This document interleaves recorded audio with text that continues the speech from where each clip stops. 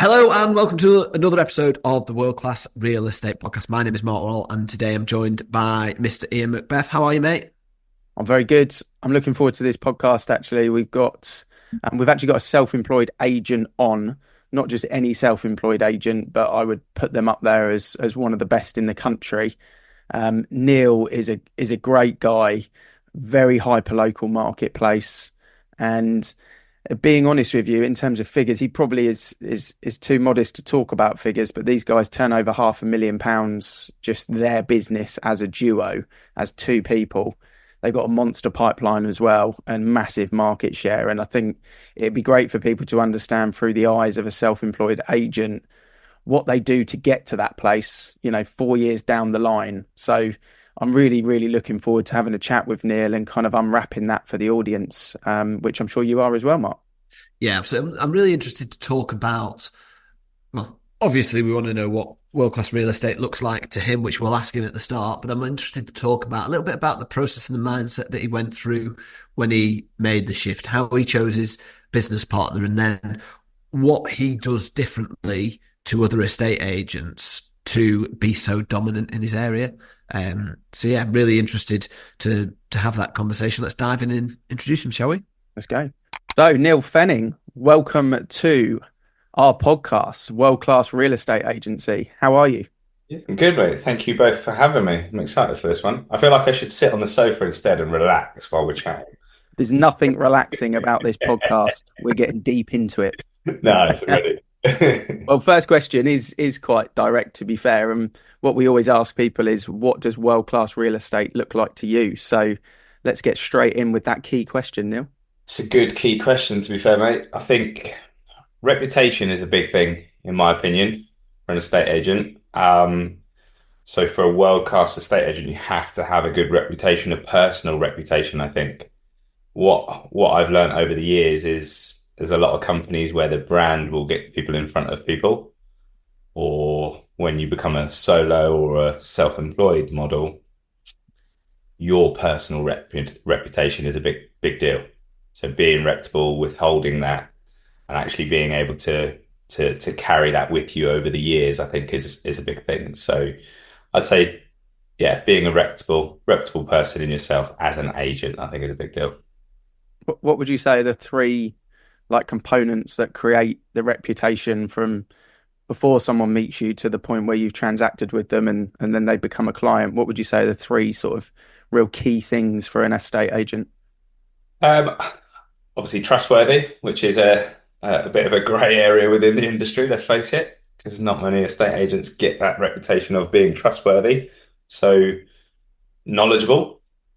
You obviously have to know your market, you have to know your area, and just being able to deliver. If you say you're going to do something, just do it, get it done. One thing for us, and I know Dan, my business partner, is the same. We do not bury our head in the sand at all. If there's something to be done, just get it done. If there's something to be thrashed out, nipped in the bud, get it done sooner rather than later. Whereas there's a lot of people that will just float along and think that they could bury it for a little while, and that will come back to bite you in the ass, unfortunately. So yeah, get stuff done. Can I touch on what you mentioned there, Neil, about market or product knowledge effectively? How important do you think it is to choose the niche that you work within a market rather than trying to be everything to everyone?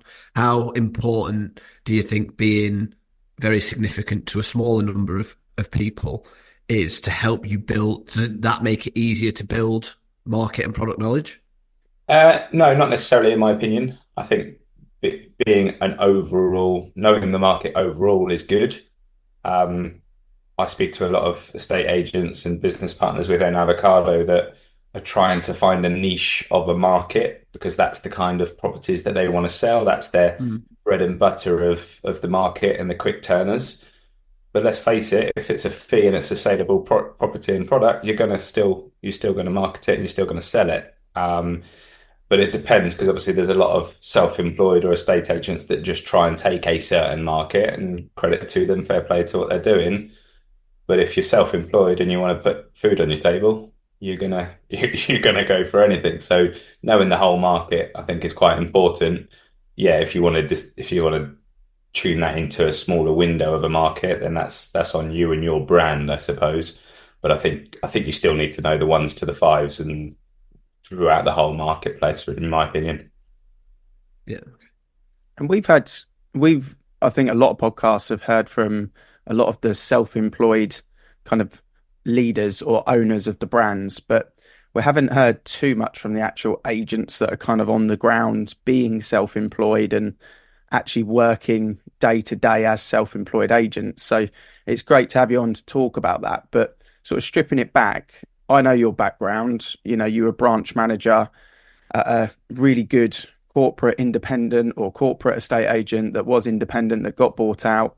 Um, Very strong in their market share across all of their patches. Bit of a marketing machine, you know. So you had a good setup with a good kind of role, award winner, you know, getting taken on lovely jolly up trips at the end of the year as well. Very But nice. from your point of view, what was the big reason that after a decade of kind of building a career in that estate agency, you decided actually for you and Dan, self-employed is the way that you want to try and go and take that kind of big risk? What's the story in the background around that, Neil? Because I think that will probably help a lot of people out there that are kind of wanting to know more about what's going on, and you probably relate to a lot of people with that as well, I would have thought. Yeah, I reckon so. And obviously, again, Dan and I have spoken to a lot of agents that are both at our old employee and other estate agents that are on the fence about it. Dan and I were very much on the fence about it. It was during the pandemic, wasn't it? And it was a crazy, crazy time in the market to take a risk. And Dan and I were both managerial roles for big, big, well-known company. So it was taking that leap of faith. But I think one thing that done it for me, and without me sounding too rude, is I looked at my director and thought, I don't want to be that level in 10, 15 years. I want to be more than that. I want to be able to have an impact on an industry. I want to be able to have my say in an industry. I want to be able to have an impact on the service that's provided. Whereas with a lot of the employed models, you're stuck in a structure.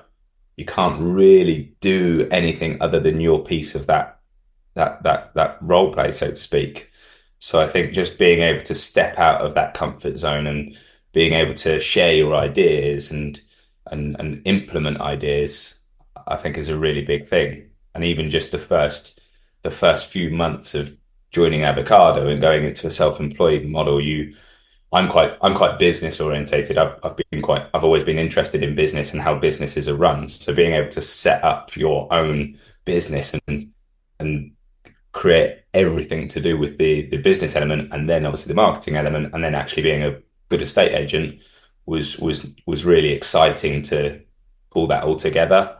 So I think, yeah, just being able to implement your ideas was quite a big thing. I remember being on a manager's day trip, one of those ones where it's the business bonding and coming up with all these creative ideas. And there were some amazing ideas shared. None of them got seen. And it's like, well, hold on a second. This needs to change. And now, unfortunately, those kind of companies, they have their set routine until they see something drastically changing, which a lot of them we noticed did, but then they fall by the wayside and they fall into what they've always done, which is that's on them. That's what's worked for them. But I wanted to change the industry and be a part of that, really disrupt it and change it. I wanted to ask, actually, you mentioned about always being interested in business. I think it's probably um, quite rare for two people in those managerial roles to step out and do it together. I know that Ian's got a few people who do it together. It's a really interesting model for me. How was the step from employed to self-employed and the business side of it that you wouldn't have had necessarily loads of experience before? And how important was choosing the person that you're going into business with? Do they have different skills to what you bring to the table? Yeah, it's quite funny. So Dan and I have known each other since we were kids. We're best friends, unfortunately. Uh, but a lot of people, and Ian will know this, a lot of people will look at us and go, these guys work so well together. We don't. We hate each other. That's like me and my wife. It is. It's like we're like a married couple, basically. But we'll thrash it out. We'll argue. We'll move on. But we've both got the same mindset, which, as tenacious young men in an employed role for a corporate high street, me and him were always wanting to compete with each other to win awards. And it was quite funny because I was at our old company before Dan joined, while I was actually away for a couple of years traveling. And I remember he didn't tell me anything. I just found out that he started working for the company that I was always known for being the top of the leaderboards. So when I came back, I was like, no, I'm going to knock you off that peg again. So we've always had that rivalry. So we always want to succeed. We always want to win. So I know that him and I both have that same mindset to do well, but also do well by the client. We're massive on a service standard, and again, like I said earlier, we don't bury our head in the sand. So I know we've both got that same goal to succeed, but we're both very different in our work styles, and I'm sure Ian would agree. I'm quite chilled out, laid back with certain things, but I like to have my process where Dan's a bit more fast paced with certain things. That probably comes from the offices that we worked within over the years, but yeah, we both have very different work styles, but the same business mindset and the same work ethic. When we set it up, we were both just two single lads that wanted to graft. So in answer to the other question, coming away from your 9 till 6, Monday to Friday, every other Saturday, and having that structure was very different because you have to have your own willpower to get up and go. And although, yes, we're business partners, obviously we don't live together. So having that flexibility in the morning and learning your own structure was quite important, and to make sure you implement it. The business element of it was really good to learn because, yes, we didn't have business knowledge, so to speak. I studied it for a bit, but we didn't have the knowledge or the know-how to actually create a fully fledged business. So doing our own research and having the guys, obviously Ian and Mike, to help us with certain aspects of that was really, really good. And I think that's what's been amazing over the years, is to see a brand and a vision and a company like Avocado grow, where it's all these different voices that will help you or give you their opinion. But yeah, there was a lot of sitting back and going, right, we need to learn this. Okay, right, now we need to learn this. Okay, now and it was all very new, but it was exciting. I think that's really interesting what you said about how you have different work styles. Sounds like you've done a similar role. So you, by the sound of things, both going out winning business, but maybe dealing with it in a slight different way. But I think the most important thing from what you've said there is about the mindset, having the same mindset and having the same drive. Because of course, if you don't, and you're in a partnership, then there's going to create resentment. So that's probably the most important thing from what you've just said. I think making sure that if people are thinking of going into business with someone, that they get that part right. Yeah, absolutely agreed. We don't have the same work styles, but we have the same mindset of it, which I think's super important. I think it's the yin and yang of even in a branch. I used to always think with my officers when I was on the high street that if the AM and the BM, the branch manager and the assistant manager, were the same, the office was constantly in conflict. You know, if you had two reds or two yellows, you'd never quite get what you needed from it. But if you could match up a really organised person with a driven salesperson, then you normally had quite a nice complement. And I think it's the same in business partnership. It's one of the best pieces of advice that my brother gave me, actually, who'd been running a business for probably 5 or 6 years before I started Avocado. Was I kind of gave him a list of people I was thinking of, maybe the types of people I'd do it with. And he said, you know, you're kind of crazy, really, because these are people you've worked with for many, many years. They're almost your understudy, if you like. You need to go and find someone that's got different skill set to you, that's got different experiences to you, that almost complement your weaknesses. I took a totally different view on it. And I think, especially for self-employed agents, it's a great way to fast track the skills in the business, is by, you know, sort of pairing up with someone that complements you, really. But for self-employed agents that are listening, and for branch managers and, you know, kind of owners of companies, What you and Dan have done fantastically well is a really hyper local marketplace, to the point where you walk to probably more than 50% of your valuations now, Neil, which is crazy, and cool at the same time. But what would be the kind of, 2 or 3 things that you've done from a marketing point of view to get that business so hyper local? Why are you the dominant estate agents in that kind of estate small area? I think, like I touched on earlier, we built a reputation quite quickly within the avocado model. We had obviously clients come to us that were from previous business that would only ever use us. So again, that shows the reputation we've held. So for us, it was all about being out there in the community. We're already quite a big part of the community, and I don't just mean sitting at the local pub. We're actually, which you do quite well. I was going to say it probably helps. Yeah, to be fair, I would wear the avocado hoodie to the pub from time to time, but no, I think being part of the community is great. Being seen in the community. I live on quite a new estate, which has obviously got a lot of chimney pots, and it was quite quick to build that business within a hyper local here.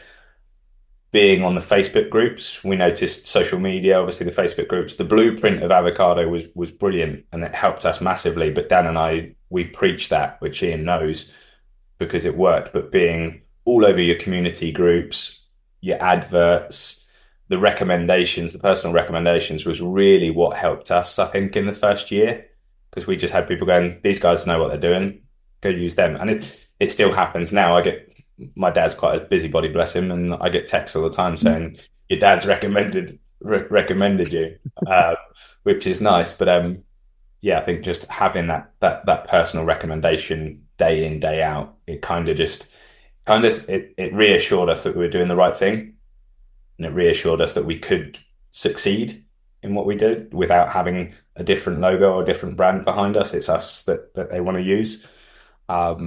Which, as I said, was reassuring for the first year, just going, right, so-and-so's recommended you, go and see them, and then just building that out.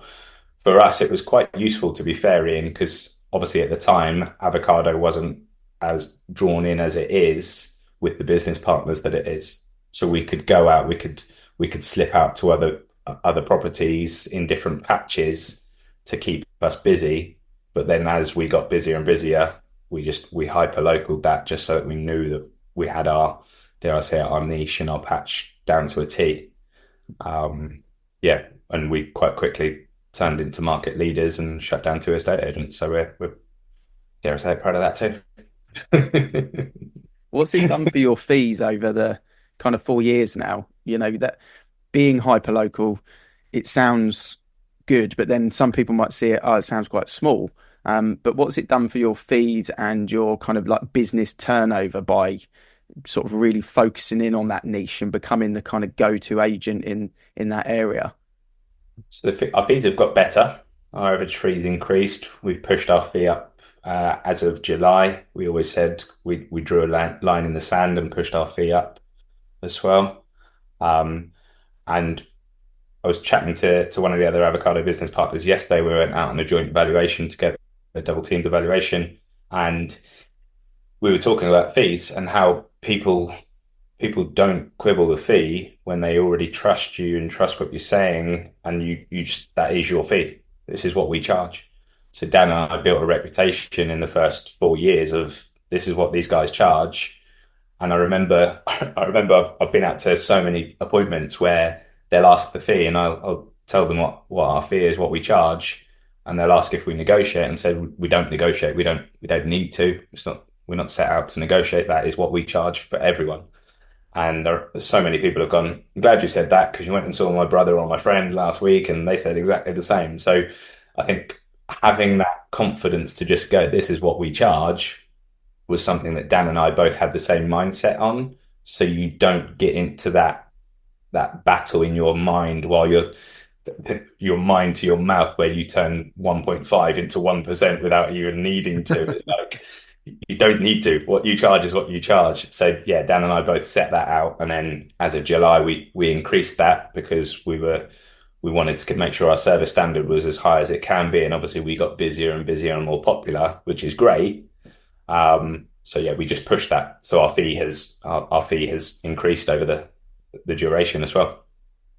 And on that fee, do you think that what you said there, I think is a really good point, and I think a lot of estate agents miss that.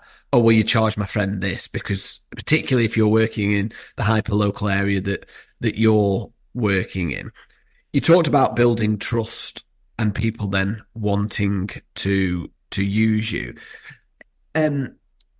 Did you underestimate perhaps the power of your personal brand from your previous job?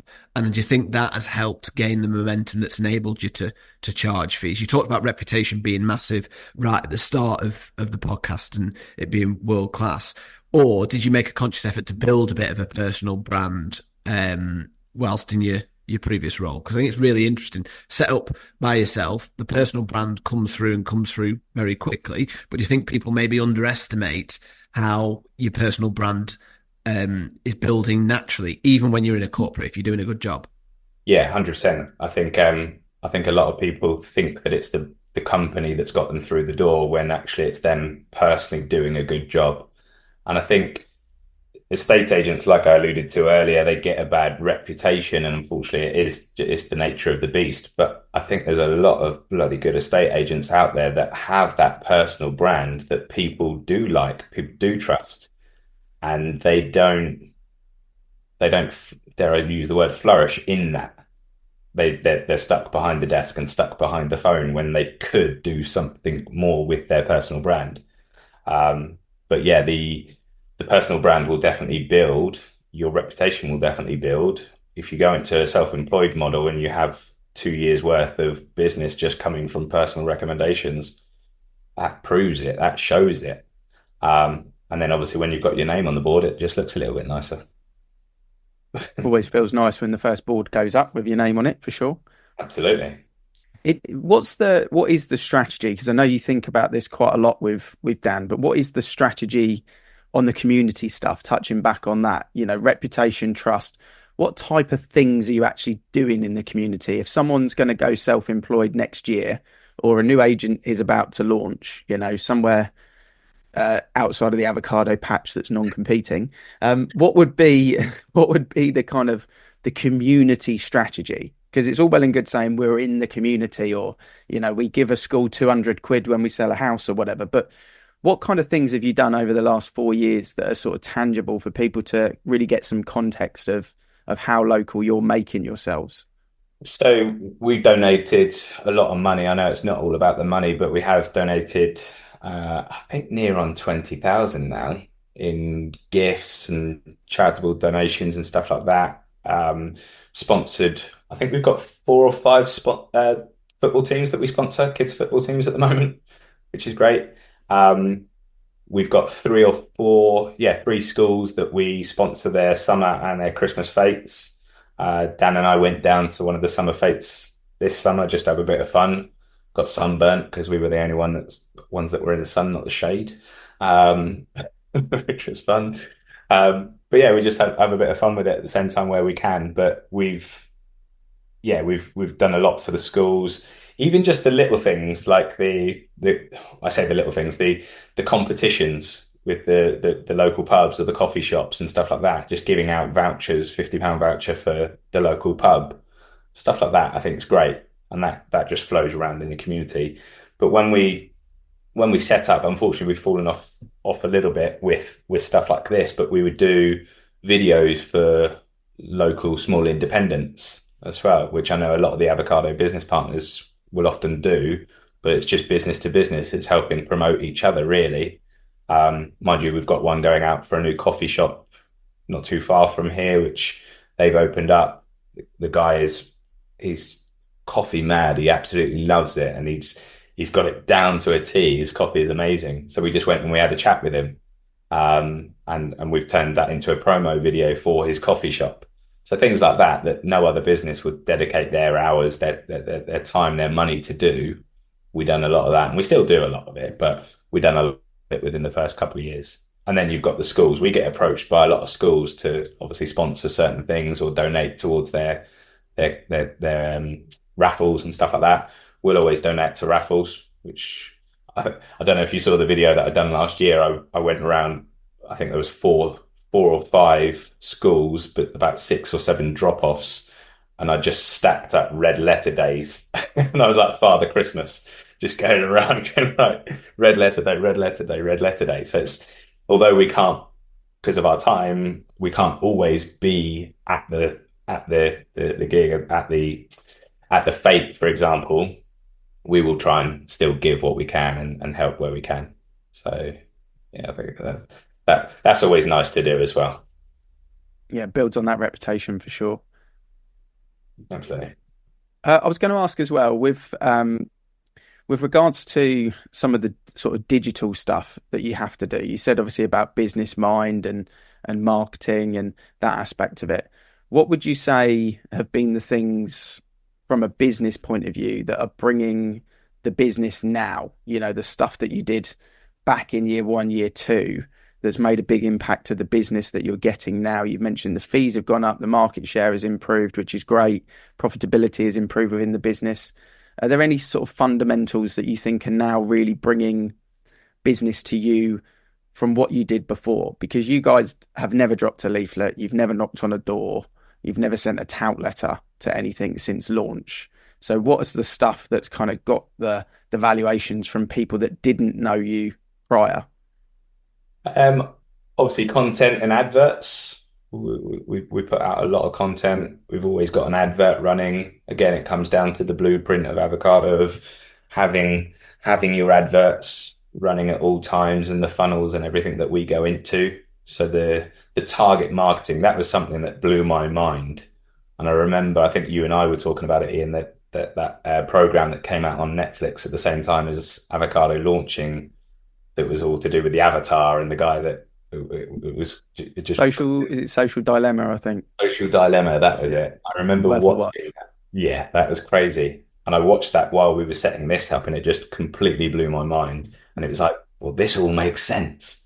So the fact that a lot of the other agents still aren't doing it makes no sense. But yeah, the digital world of it and the target marketing, that was a big thing. And credit to Dan, he takes care of a lot of the ads for us and make sure the funnel's working in the right way.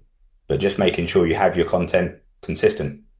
I think that even if you're just getting any content out, like if it's just entertaining or informative of some sort, it gets noticed. I think there was one video that we got about 4 different bits of business of, and it was just me sweeping the front of my house. We'd done it as a bit of a joke. It was coming into autumn, and Dan and I are quite jokers on camera, but it was just made out to be him walking along and bumping into me, and he's like, "What are you doing?" I'm like, "I'm sweeping the front of the house in readiness for viewings." And then it just turned into a tip that loads of people saw, and we had people that we'd never heard of coming to us and going, "Yeah, we saw your sweeping video." It's like, it just makes no sense. It's random. You can't predict what's going to pop and what's going to flop. You just got to keep doing it consistent, and it will do what it needs to do. Exactly. Yeah. So I think just having that consistent content out there was super important. You don't need to drop leaflets. You can reach more people digitally quite comfortably.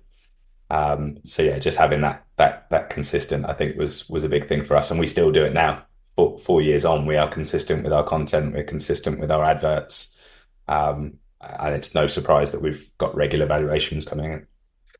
You mentioned that word. We love that word on this show, consistency in your content. You were talking before about being consistent in your fees. How important do you think it is to have that consistent level of service, and all the things that you do you think that other agents don't do and do them consistently that make a difference? And likewise, are the things that you don't do consistently to avoid maybe wasting your time so you can be more productive, deal with more clients?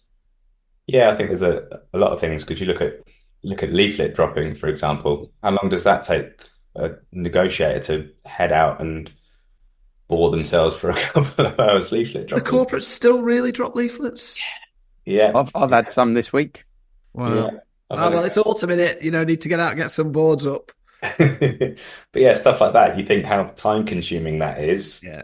But I think it is just using your time in the right way. I've got alarm going off at the same time. Bear with. Alarm in the house. You're just about to talk about leaflets. You see, when someone in avocado mentions the word leaflets, just alarms go off. It's like, no, no, no, you cannot do that. It's just an alarm. I'm hoping that's not too loud in the background. I No, can't hear it. we can't hear it. Good. And I'm hoping I don't have a fire going on in my house. But yeah, I think it is just utilizing your time in a much more productive way. The adverts, as I said, you've got those going out and you've got those reaching people rather than the leaflets. But what I love about our business model and how we do things, it's being more flexible with your time in the right way. I work quite late into the evenings because I choose to, but I choose to take my dog for a walk in the morning because I have that flexibility and that capability to do that rather than having to go and be in a morning meeting at whatever time just to talk about what you've done yesterday and talk about what you're going to talk about today. It's like they're not using their time wisely. So yeah, I think there's a lot that can be said for it of what estate agents are still doing wrong and what could be implemented that would change their reputation quite quickly. And what about in terms of service for the client? That's your time managing it, but there are the things that you do without obviously giving away too many secrets. Are the things that you do consistently that you think make you stand out from the crowd? Yeah, I think communication. I think I touched on communication earlier, but that's obviously a massive thing within any industry, really. And a big complaint is crap communication. So we've everyone uses WhatsApp. We set up WhatsApp chats for our clients. So whenever the evaluation's done, just put a WhatsApp group together so that you can communicate quite quickly after the valuation. It's kind of assumptive closing on it as well. You kind of go, right, well, here's our group in readiness for when you list, which I think is quite good. But people can message me. I was talking to clients last night at 11 o'clock just via WhatsApp. You might not want to sit on the phone to them. And I know, being honest, I don't often want to sit on the phone to people early in the morning. If I'm in the gym, I'm not going to have a phone call, but I don't mind WhatsApping you every so often in between sets or something. Or in the evening, I'm not going to sit on my phone while I'm trying to relax, but I don't mind WhatsApping you. So again, they're still having the communication and they're having that literally all day, every day, unless I'm sleeping. Whereas a lot of the other industry or a lot of the other companies will have that. You can call me between 9 and 5 on this phone number. That's it. Yeah. So I think the communication is a big bugbear for me. And that's something that we quite quickly thrashed out and realized, well, hold on a minute, you've got my mobile number. If I go away for the weekend, you can still get me. If I'm doing something in the evening, you'll still get me. So yeah, I think just being able to communicate on a regular basis is important. Yeah. Okay. And we touched on fees before. You said about the difference between sometimes it comes out here and in your head, and then I forgot I was on a podcast. It comes out in your head to your mouth differently. My personal opinion on fees, if you negotiate on fees as an agent, you're showing that you're not a particularly good negotiator, because if it matters to you, which money does, whether you're employed or self-employed, it should still matter. If you're willing to drop your pants on that, how are you going to demonstrate to them that you can negotiate well for them? Do you think the public perceive that the same, or have you ever been sat there and say, "Oh, we don't negotiate on fees," and then people expect a negotiation? How do you tend to deal with that if they do expect to enter into some form of negotiation? Yeah, I think it's something that's always gone on in the industry, isn't it? That that estate agent will tell you what their fee is, but you can thrash them down. And unfortunately there's a lot of estate agents that will tell you their fee and then tell you another fee straight after. It's like, well, what's your fee then? And you're right, like, is that the negotiation is set from day one. And for us, it's just having the confidence to say, this is what we charge. We don't negotiate on our fee. Why should we? Yeah. Why should we charge your neighbour a different fee to what we're going to charge you? We don't. And as I said, Dan and I both set that. That was the line in the sand at the start of when we set it up. This is what we're going to charge. We don't defer from that.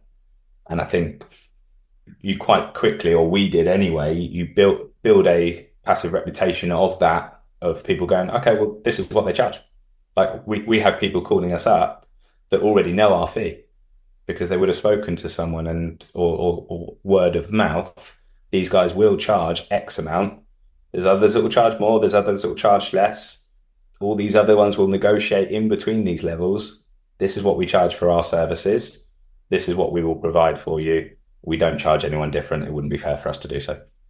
And I think that there's a lot of agents that are unfortunately missing a trick with it because they do just get into a subconscious negotiation before they've even delivered the fee, and they panic, and they'll want the business. They'll want to take that contract back to the office, so they'll do anything that they can. Whereas for us, if you want to use us, we want to work with you. This is what we do.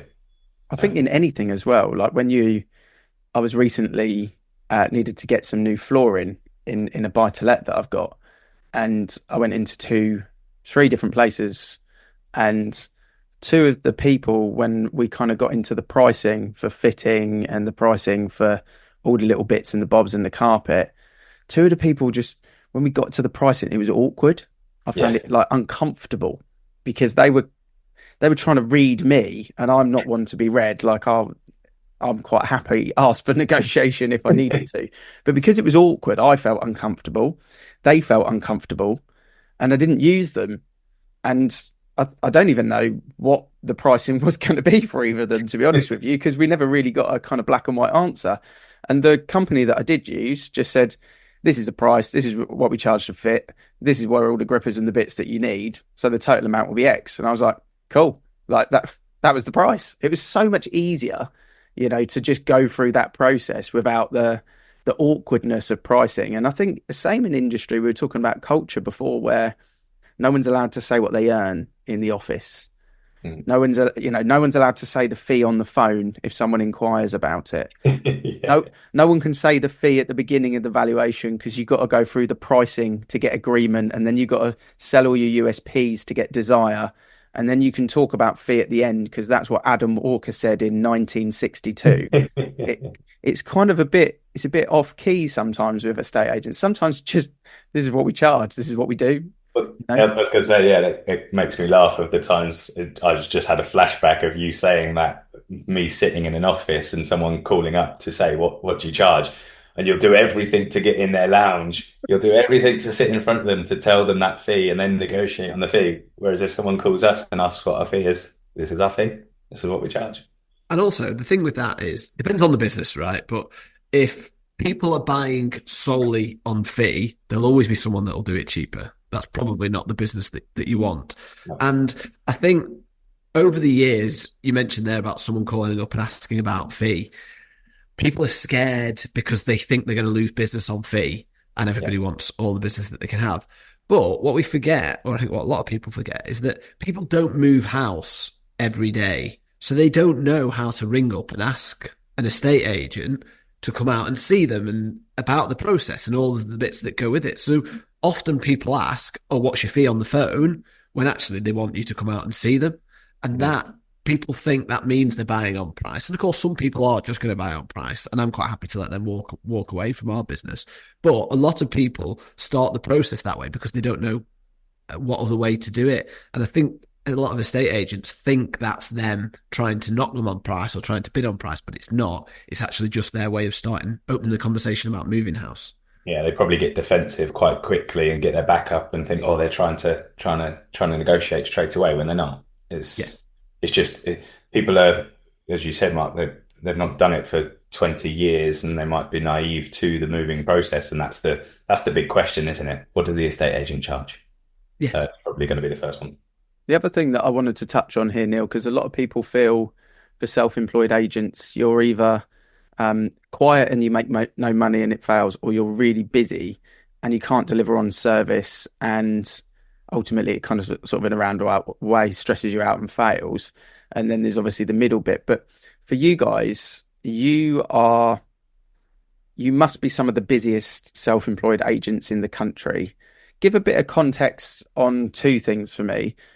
How many have you got on the market between you and Dan? How many have you got in the pipeline? And what have you done to outsource admin and tasks so that you can stay client facing and deliver the service that you want to deliver? So just give us a bit of context on sort of rough listing numbers and pipeline numbers. To be fair, our people always laugh when they hear this because I would say our listing numbers are quite high at the moment in terms of available stock, and high for us is eight. We've got eight on the market or to go to the market in the next couple of days. We only When we set this up for the first 3-4 years until now, we would only want 4 or 5 on the market at any one time. You want them obviously sold and in your pipeline. So we had quite a good blueprint and a turnaround, which, funnily enough, I was chatting to one of the business partners yesterday about, of if you get the right property, the right price, the right marketing, you do it all correctly, that property should not be on the market for any more than a week and a half, 2 weeks. Get it sold, get it in your pipeline, and have the next. So we always had a nice turnover of stock, obviously going into the pipeline and then exchanging. But at the moment, we've got a few on, which is, eight on the market, or a couple that are about to trickle on, which is manageable. That's a manageable number. But I know some of the duos that have 20 properties. I'm like, geez, how do you run around 20 properties? That's ridiculous. And for our pipeline's about to burst at the moment. So we've got a very nice pipeline at the moment of 44 in there, which is great. So the pipeline's been building. Obviously, our fee's been pushed over the last 7 months as well, which is great. So yeah, the numbers sit all right, but we've always had that mentality of get it into the pipeline, and then we nurture our pipeline consistently. We're always looking at our chains, looking at our pipeline, and going through the solicitors on that. In terms of what's helped us, for the first couple of years, obviously we were doing everything ourselves, so we would be working late into the evenings and doing the video editing or scheduling content and stuff like that. Whereas now we've outsourced the video editing, which I think was the first big step for us, because video editing, yes, we got pretty good at it, but we're not video editors. I'm an estate agent. I'm a salesman. Let me go out and sell some houses.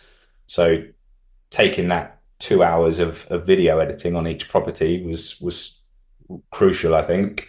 I can't imagine going back to editing videos. I don't think I would go back to editing videos, if I'm honest, if it came to it. I could, but I don't think I want to. But that meant that we could spend 2 hours, obviously, on each property, actually focusing on other stock or properties. We've managed to outsource the listing of a property as well now. So we take the photos, we send it over to a certain someone, they edit it, do all the floor plan, get the listing ready with the description, the write-up. We leave them a bit of information about the property, and then they turn it around quite nicely for us to be ready to list. So there's a nice process now of going out, listing a house, selling a house. That's what we're good at, listing and selling. And obviously dealing with the clients and the sales progression. But yeah, taking that, I'd say it's about 4 hours on each listing that we've saved ourselves time.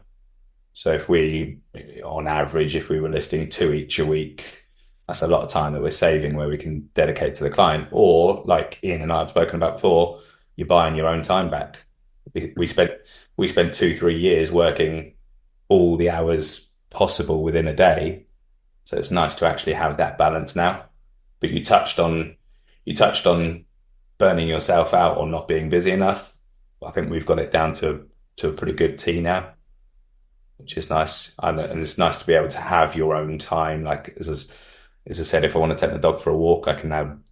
I didn't take him for a walk for 3 years, but if I want to he's lazy and fat now. If I want to take him for a walk in the afternoon, I'll take him for a walk in the afternoon. I can free up that time. So it's nice to have that now. That's a good way of thinking about it, about buying your time back. I'm talking about that time. I'm a bit conscious. We probably need to wrap soon, but I'm really interested just to talk about those volumes of stock. There'll probably be people who are like me quite surprised when you mentioned the number of properties that you've got on the market. It's a very healthy on market to pipeline ratio. Very, very healthy. I'd probably challenge any estate agent to try and rival that. does that mean that you're turning down properties, people coming to you and wanting to come on the market, but it not being presented right, and you having a conversation, look, you've got to do this, or it's not right for us? Or is your pricing model very precise? I'm interested to know, to turn your stock like you are doing. I'm sure that the stock has got to be right when it comes to market, right presentation, right price, and obviously you've got your marketing down. So talk me through just very quickly a little bit about that, and maybe I imagine you're probably not afraid to say no. Yeah, exactly right. We will turn down business if it's not right for us in a nice, obviously in a polite way. Yeah, Um, Unfortunately, there's a lot of estate agents that will just want that board up and want that contract back for the sake of it. That's not going to help anyone. It's not going to help the client. It's not going to help you or your pipeline. So we make sure that we're getting properties and stock that is saleable. But what we notice within the first few months of doing this, and you look at it statistically on 20EA or anything else, Dan and I are known, and we built a reputation for getting higher prices than any other agent, quicker than any other agent. So you look at them when they're hitting land registry, competing comparables. Our strategy will get you more money because you've made it look desirable. You've priced it realistically, whereas a lot of agents are notorious for starting high and chipping away at it. So it will take longer, and the property gets a stigma. It doesn't look good. It's marketing. A lot of what we do is marketing. yeah, Let's face it. So yeah, we sell houses, but a lot of it is marketing. And it's like anything. If you make something look attractive, you'll have better eye traffic, better foot traffic, and a better result. So we noticed that quite quickly, and that's why we've now got confidence when we're in someone's lounge to tell them that process. And if they want to hear the other estate agents and start high and come down, then that's on them, and we'll walk away from it. yeah. It makes a lot of sense. If you had, is price the most important thing then you think there, or do you turn properties down as well if there's something else in the marketing mix that isn't quite right for that property? Or have you had circumstances where you've said to people, look, you need to clear out whatever it might be, and had a bit of Yeah, pushback there? yeah. We'll always give advice. I remember walking around a evaluation, and the husband absolutely loved me, and he was giggling behind his wife because I was basically telling her that you don't need to do this, you don't need to do this, you don't need to do this. And he was sat there basically in theory just crossing off his list going, yes, you're saving me so much time. Yeah, I've But been then there. but I was saying there's certain things that will help you, and I would give them different things to do. So yeah, again, it's just having the confidence to be able to stand in someone's home and tell them to do something in their home. Um, but there's a lot of agents that unfortunately won't, because they don't want to upset anyone. And I think that's a lot of it. It comes down to people not wanting to offend anyone or upset anyone. And obviously we don't offend, we don't upset, but you've put me in your lounge to give you advice. I've got X amount of years experience to give you advice. That's what you're paying me for. So if I'm not going to give you advice, you might as well just use someone else. I think that's a very good point. I think a lot of it's lost on probably a lot of estate agents that actually you're not criticizing their house, or you're not, saying it's worth less than what they might want. You're actually helping them, and that's our job. I think, sometimes you talk about the salesman, the cold calling, and what have you. I think estate agents can really change their attitude if they start to think we're here to help, Yeah, and by giving that honest advice, we know that will help them achieve a better result. So why would we not give it them? yeah. And therefore you get the benefit from it as well. That's it. They've asked for a service, and part of that service is advice. We've got years of experience of going in and out of houses and selling houses and giving advice. So why would we not share that with the next people that are naive to the process? Maybe that's what they want us there for. Yeah, it's a great point. It's a great way to kind of wrap it up, is just to remember that that's what they're asking us to do, is deliver a service. Within that, you mentioned communication, you've mentioned advice, you've mentioned negotiation, and you've mentioned marketing, and kind of they're the four corners of a state agency, and each are probably as important as the next, to be fair. And I think if you focus too much on one and forget about the other three, then you'll struggle in the industry. So yeah, it's been great to have you on, and great to have someone kind of see it and talk about it through the eyes of the self-employed agent rather than the model, I think. Mark, would you agree? Yeah, agreed. Because I think that's what, if people are either starting out in the self-employed or considering the move, then you can give a lot more value than anyone talking about the model and how good it is. So yeah, thank you very much. No, thank you, gents. Thank you for having me. Cheers, Neil. See you soon, bud. A massive thank you once again to Neil Fenning for joining us today, Ian. Really interesting to talk to somebody having that sort of success, I think. And obviously, you know him and work closely with him. But what were your key takeaways from today's chat? I think it's just how Neil's brain works around being so busy, but being so calm and organized and thorough. Neil's very OCD when it comes to kind of his organization, which makes him a very, very good estate agent because he's calmly able to handle volume. But I think he's just authentically himself. You know, the bits that we didn't cover is he's as healthy as he's ever been. He's as happy as he's ever been. He's as wealthy as he's ever been. And, you know, you can see he's just got a smile on his face. It's him with his top knot and his tattoos out, you know, and he's Neil, and he's a very, very talented agent. And the way that he's organised and the way that he looks at it through the eyes of business is no different to a really talented business owner that's got a shop. It just happens to be that he doesn't. So, yeah, it's great to see the way his brain works that way, because although I see him as an avocado partner, actually the podcast, it opens up why they're so successful, that business. What about yourself? Yeah, I think, there was a lot of things that he mentioned, and I'm glad you mentioned about the organisation and the OCD and the strive. He mentioned mindset, him and his business partner having that same mindset. That was probably the underlying thing that I think, well, actually, that's probably the key there, their determination to succeed. Because a lot of the stuff that he mentioned, there was no silver bullet, but we talk about it as we know one doesn't exist. I think probably the difference thing for me was the community and the willingness to contribute proactively to the community, even if, and I know in an ideal world, and I think he touched on this, in an ideal world, he'd be going to all the fates and doing all of that. But he mentioned time, buying your time back, etc., etc.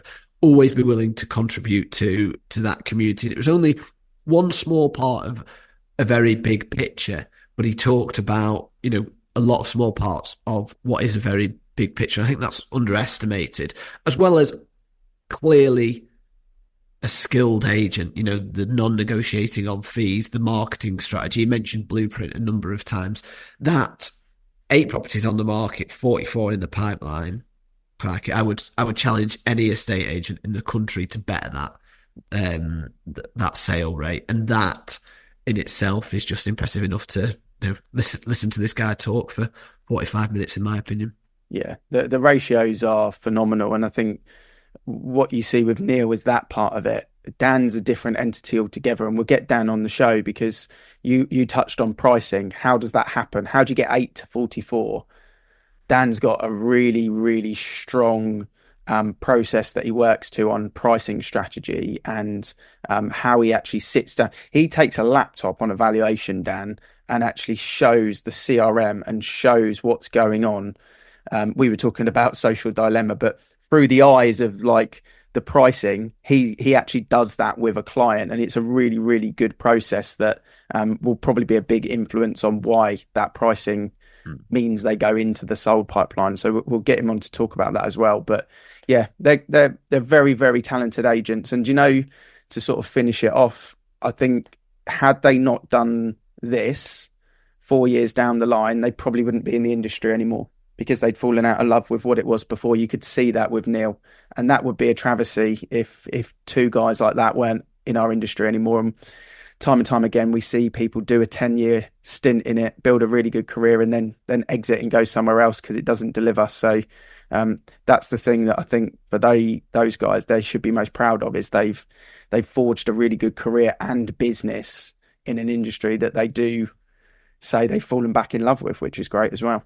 Yeah, absolutely. And, you know, we talk about the industry. That's the whole point, isn't it? We want people like that in the industry to make a difference. He talked about reputation right at the start. That's how we heighten, you know, and improve the reputation within this industry, by having people like that willing and having the ability to really help people move home. So yeah, great Great podcast. Massive thank you to Neil once again for joining us. As you know, we do this because we love our industry. We want to see it improve and get better. If you have enjoyed today's show, please share it out on social media, reach out to one of us or share it with colleagues. I'm Mark Worrall. He's, I nearly said Sam Hunter then. No, he's not Sam Hunter. He's Ian McBeth. Thank you very much for listening. We'll see you again next week.